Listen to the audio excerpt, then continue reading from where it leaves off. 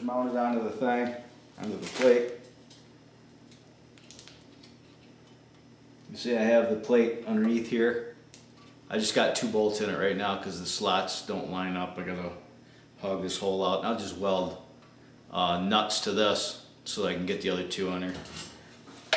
But that's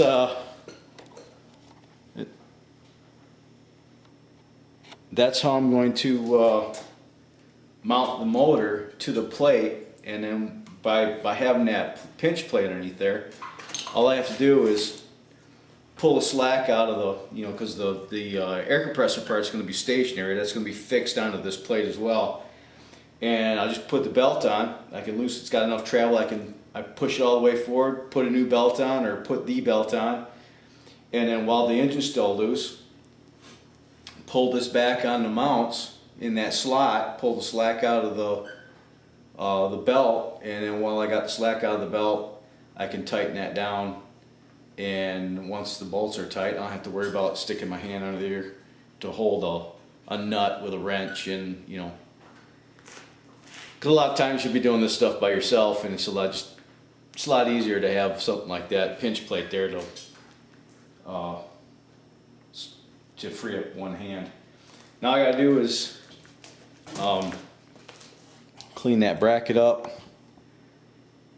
Clean the bracket up for the because I got that PR15 paint on that other bracket. I had to clean that paint off of there so I can get a clean weld. And I still don't have. I got a bottle of argon. I wonder if I can use that on my stick or my wire feed. Or maybe I'll just get some stick and stick weld it. That's probably what I ended up doing. Alright, it's a little bit later and let's see where we're at. I had to use my stick welder because I'm out of gas. You can see that.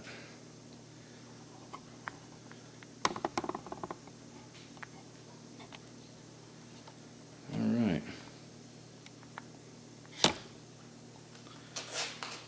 Got the bracket welded in place. Put a bead on the inside here. Put a bead here. And then there's a bead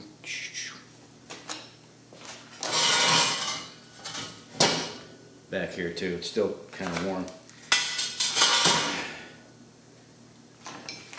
You know, when I learned how to weld when I was 12 years old, I learned on an old Lincoln buzz box welder. You know, them old school round top ones with the crank on the front to adjust the voltage. You MIG weld long enough and you'll learn to hate arc welding. I don't particularly, I'm not a big fan of arc welding anymore. TIG welding is, you know, kind of a challenge, but arc welding just plain sucks. Messy, noisy, smoky.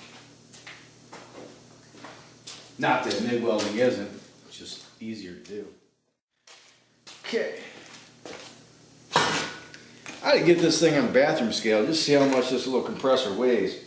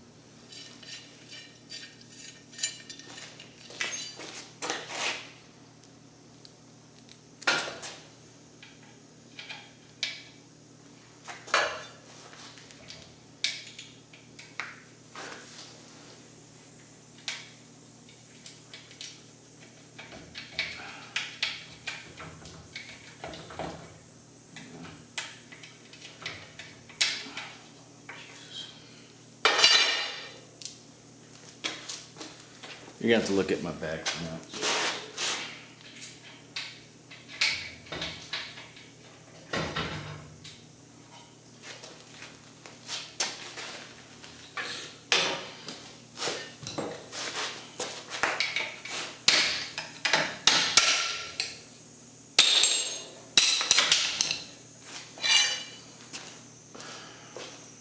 All we needed was a bigger hammer.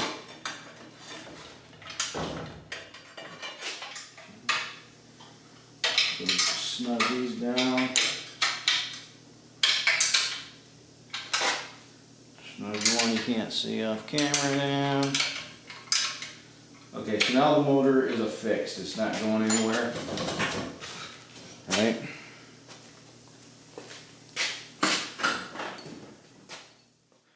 Got an old spare belt, scrap belt laying around. You could take and cut this. And why? There we go. There you can see the whole thing. You can cut this and then just, you know,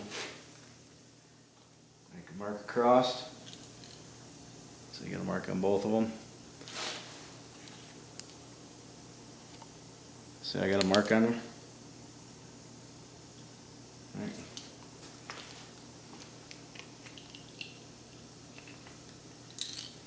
So this is a 51513, so this is probably 51 inch belt.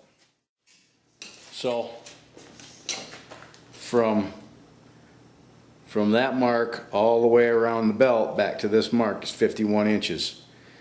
So I know, what the hell did this thing go? Okay, so I got that mark and that mark. Remember, we're lined up like that. So I know the belt's 51 inches long. Now the distance I have between these two marks is 13.5 inches. So if I got a, let's say if I got a 35-inch belt, would work probably perfectly on this. So when I go down the Napa or the auto store, wherever I go to get a belt, I'm going to get probably 2 or 3 different sizes. I'll probably get a 35, a 34, a 35, and a 36-inch belt and see which one works the best. I'm guessing 35 is going to be probably perfect. So we got a good start on it. We got the like I'm got a mouse in my pocket. Me and Murph. And if you're watching these videos and you're wondering who the hell is Murphy, you're familiar with the term Murphy's Law. If there's anything that could go wrong, it will.